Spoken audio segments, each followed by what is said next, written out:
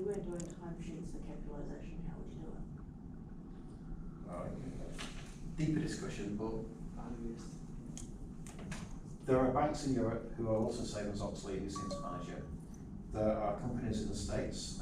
Pat Reed demonstrated that it's defensible just to say all of the effort between when we initiate, so when we create the Jira ticket, until we go live, capitalise all of it. Boom. So why waste? Maximise the number of timesheets that you don't fill in, as what I say. And there are banks and financial institutions in Europe and the US who do it. And Westpac don't have timesheets. The only time they timesheet is when they're doing work for Westpac Group, because there's a cross-boundary, so they have to for tax purposes. But we don't need, I mean, that's my opinion. Yeah, I think I just wondering, yeah, we used to have to do it at the last one. Yeah. Another thing with the hours burned down, it also helps highlight when people are being pulled out of work that they should be doing on the Scrum because there's production issues or whatever, so you see a flatline and go, well, why didn't we do anything here? It's only because we're spending normally a lot more than 8 hours over here, but there's no visibility in the board because it's not one of our factories to work. That brings me exactly on to this next question. Scrumban, who asked for this? Right. Scrumban. So we have Scrum here. This is good for where we want some stability. And the deal in Scrum is you have the consistency of 2 weeks of work, visibility of the work you're doing, and in return the business has the flexibility that they can change their mind every 2 weeks. Kanban, on the other hand, is a daily thing. It's a continuous flow, so things change all the time. So if you're in SRE, for example, it makes perfect sense to use Kanban because it's interrupt driven. But we like the stability of Scrum for the work we're developing. So Scrumban is that you pull in what you expect using Scrum, and maybe you have 80% of your work is Scrum, but then you allow 20% of work for unplanned work. That could be UAT or production defects or other stuff. And what I like to do, as well as the burn down chart in hours, this is why hours work. So let's say we've got 300 hours for burn down. Maybe we agree a ceiling of burn up of unplanned work. And so things come in, UATs, defects, production builds, and then we can see that we've 60 hours we've burned up of unplanned work. And that you can typically run as a Kanban board. Now, if you could get to the ceiling and then make a decision, you go to the product owner saying, we've hit the ceiling, what do you want to do? Either renegotiate this stuff here because we can't do both, or say to the business, no more for this sprint, or a bit of both. So that's Scrum and Kanban, or Scrumban. I like it, I've used it quite a lot. There's a whole material and that kind of stuff. I think many of our teams act like that, is that true? Sort of, yes.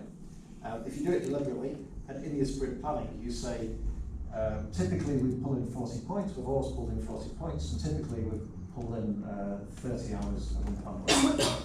And so I've split it to 2 different boards. Does that help? How do we get better buy-in from the exec? I think if you don't have buy-in from the exec, I've been in transformations where the exec have not bought into it, and it just doesn't work. I think here we're quite good. I think, yeah, I'm sorry, I'm probably the wrong, not quite the right phrasing. Yeah, they do understand it and they do buy into it, but then we still have these processes that are not driving it. You know what I mean? Yeah. And they're not changing by the look of it. No. Yeah. Should reveal the dysfunction to the exec so then they can resolve it. One issue, one pattern that I see here is that handover relay race, and I've revealed it. And I think all you can continue to do, especially the PLs you across it, but also the KCs, is reveal dysfunction when it happens. That takes courage, it takes commitment, it takes focus. But we can only inspect and adapt if we're transparent. And of course we need trust. That's why all of these values are really important. And Scrum is not just at a team level, it's at an enterprise level. Best way to deal with difficult team members. We have a phrase in our practice, we call him Derek the developer. And we get together, and there's 25 teams. As you can imagine, in any organisation with 25 Scrum teams, there's going to be a Derek here and there. We call it Derek because there are no Dereks of freedom. If we have a higher Derek, we'll have to call him Eric or something like that. It depends. Generally, going back to these things here, I would want a team to have courage to challenge one another. But when you give redirected feedback, it's better to do it one-to-one. Yeah, because you hear about courage, but you don't want to call someone out in a team environment because it's unfair to the person, I think. Yeah, so you Right? don't do If it you do it personally, one-to-one, too much can go wrong. Yeah, so in the Agile Facilitation Training course, I do spend a few hours teaching people how to deliver feedback, and David is going to probably pick So it the up. best thing I've come up with is just don't do anything but talk to the Scrum Master and let the Scrum Master deal with it. Yeah, That's why I'm that's not too the- sure either. No, that's not the right I'm thing not to do. super sure about that either, but in real life, you haven't done too much wrong by doing that. You haven't called someone out publicly, which isn't fair in person, and privately too much goes wrong, so. There's something called radical candor. I'd like you to check this out on Google or YouTube or whatever. Kim Scott, who worked at Google, she was head of people ops. She said radical candor is where you care personally, but you care personally, but you challenge directly. This is called obnoxious aggression, and I've been accused of this before, where you don't demonstrate that you care, but you still challenge. Oscar, I hope you don't mind, but before you were on the phone, what did I do? I just looked at you. I didn't say anything, but you knew what I was thinking, right? And that was me probably pushing it a bit here. But the problem is we've got here in the tech sector in New Zealand and in Freedom is we do ruinous empathy. Where we care, we show we care, because of that we don't challenge. The problem is if you don't get the feedback, if you don't have the inspection and adaptation, if you don't have the courage, it doesn't work. If you look at the highest performing teams, if you look at the military, if you look at sports teams, they tuck into one another. If you do something wrong, because especially my background in the Navy, people would die if you got things wrong, people would shout at me. So wouldn't it be great to have a culture where it was safe to do that? Site safety is one thing, but courage happens in the absence of safety, so we need that courage. In terms of one-on-one coaching, talk to Naveed because he's really strong in that space. Because at Freedom, it's a bit more touchy-feely. I come from investment banking where we're quite happy to wade into each other, and as a contractor, there's nothing that can come back to me really. I'll leave my job and get a job paying somewhere more the next day. And so and if someone pushes you a little bit in that environment, I'm quite hostile back because there's boundaries where if you give a bit, you've given too much, and now we're quite back. At Freedom, it's not like that. No, it's to be honest, it's better than it was, I think. It's just a bit more touchy-feely here, and it's a bit more about feelings and not upsetting people. But and too touchy-feely here. a bit too, It is. yeah. There's so many frickin' snowflakes, it's a Yes, it's a bit too like touchy. Like you're saying this, a okay, giant but- frickin' puddle. But then, of course, you've got to find your way in the touchy-feely environment when you're not used to it, so it's more. No, so yeah, I would say do what the sports teams do and do what the military does, because they're both high performing. You know, people say organisations are like families, but if you read the Netflix story, they say no, we're not a family, we're a sports team. And in a sports team, you don't have Uncle Albert who's always been on the wing, you know, in the rugby. You'd get rid of him. You'd get somebody strong in that. And you know, we can't do that, right? It's an American HR law, but we need to be a bit harder than we have been. And I sense that with our new executive makeup, we may see a slight shift towards more in this domain. And it'll be for a lot better, you know? Yeah. The same year we work with. A couple of years ago, we tried to bridge the gap, and I think it was the Kaiser courses. Remember those "Don't Be a Dick" cards? Oh yeah, The red ones? yes, Yeah, we had these cards printed that said "Don't be a dick," and people were handing them out as a bit of a joke. And then somebody leaves you on the desk, you're like, "Is that my supply, or do three people think I'm a dick?" But it worked for a little while. There are, I remember stories, as part of people land at the time, was kind of people ops. There were stories where somebody come to their pep and said, "I've been given these "Don't Be a Dick" cards, what do I do?" And the pep was kind of like, "Well, obviously people think you've been a dick, I better bring it up." And it started to work a little bit, but we've closed down the way, so we want to have a good plan for that. My assessment of the agile industry in general, and I want nothing to do with the agile industry, so as a consultant I'm going to distance myself from that, is it's all been, you know, give you a hug, are you okay, and sit down on a beanbag, do you want a soda? And you know, That's the freedom way as far as Well, I'm let's concerned. reach a consensus Quite. with everybody agreeing and yeah, I'm not a fan. love it. Anyway, what did Freedom do before Agile? Who else does? That was me. Right, so we've been running Scrum teams since 2011. There were 5 Scrum teams at the time. The practice model was 2015. Prior to that, because it was a startup, I believe you only need to consciously develop Agile practices when you get to a certain size of about 50 people. And then you only need to look at scaling issues when you get to 150 people, which was the practice model. So before that, they were just Russ, Shane and Simon and a few others.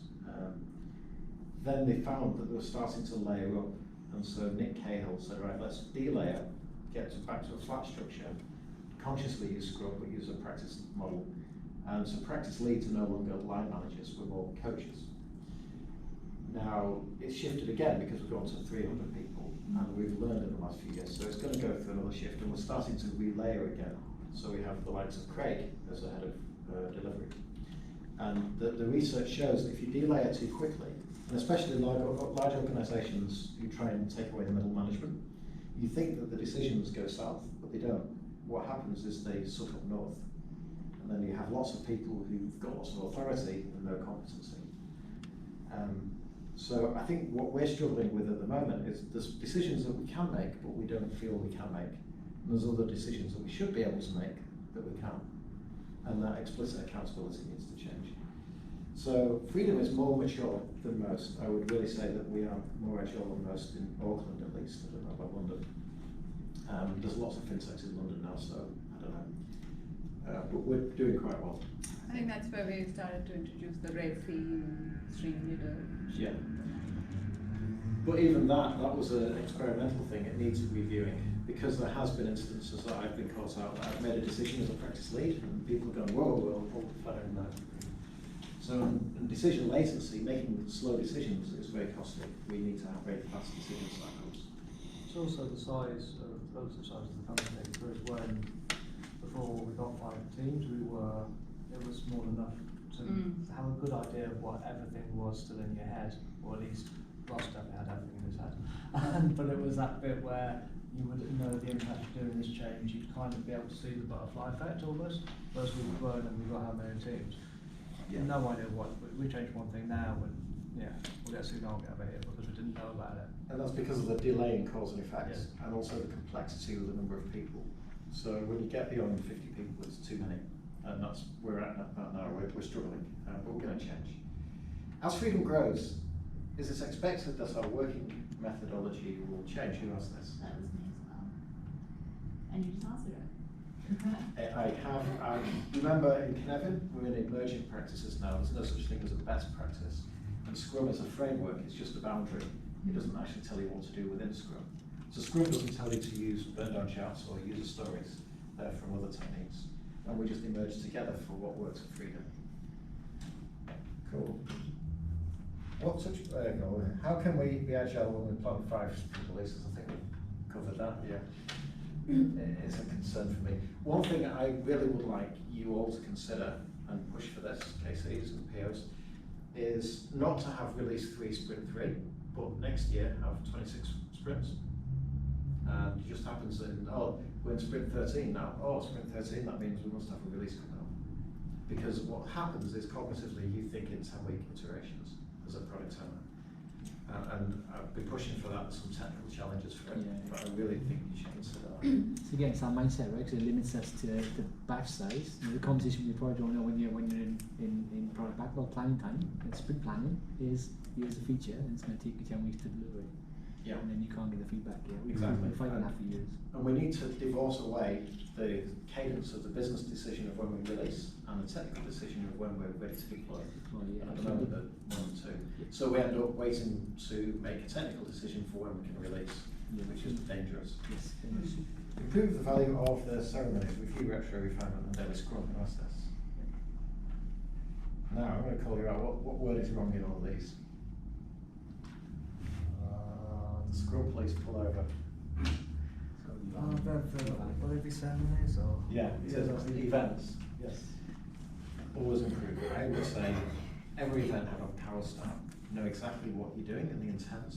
And sprint reviews, I mean, we've improved enormously, but there's so much more we can do with sprint reviews. And people say, 2 hours for a sprint review, why would it take that long? Well, if you really go in gangbusters, you'll have so much value to demonstrate that it will take 2 hours. So the question is, how can we go faster? Daily Scrum, I've noticed here at Freedom, you won't be listening in on this, our practices have started to tail off and I've just noticed a few patterns in the daily scrum, so go back and with discipline follow them. So, you know the basics of the daily scrum. Talk to the sprint goal, talk to everyone about what you're doing and what you intend to do, and get the feedback, but not have it as a status report. So make the eye contact between the team members for the product owner to stand back. And I've just seen it emerge that product owners are starting to clap themselves on the whiteboard, saying what are you doing today? And I'm not pointing at you there, but I think there's all of them is a continual improvement. If you're not improving, then you're going backwards, because we tend to regress as a human habit. How can we apply Agile in our daily work? It's a set of principles. I apply Agile to the way I do triathlon. Constantly try and improve, get feedback loops, retrospect, small batch size, inspect and adapt. Where's KCs come from? We covered that. Yeah. So the reason is because the market doesn't understand what Scrum Master and Agile Coach really is. And we were offering Scrum Master roles, and people who'd been at Spark for 3 months as an Agile Coach thought that they were too senior to go into this role. But our KCs are industry leading in New Zealand at least. I also think there's quite a lot of negative branding put on it by Spark as well. Like, if you go Agile, you're going to get restructured, right? Or Scrum, you'll get restructured. So it's good to step away from that. Yeah, and with Freedom, we said we've gone beyond Agile. And that's why we're using Kaizen, lean, systems thinking. Agile is important and we embrace it, but what we do is a lot more than just Agile. Why 2 week sprints? Who else says? Yeah. Well, Scrum says between 1 week and 1 month. Most people in the industry tend towards 2 weeks. The highest performing teams do 1 week sprints.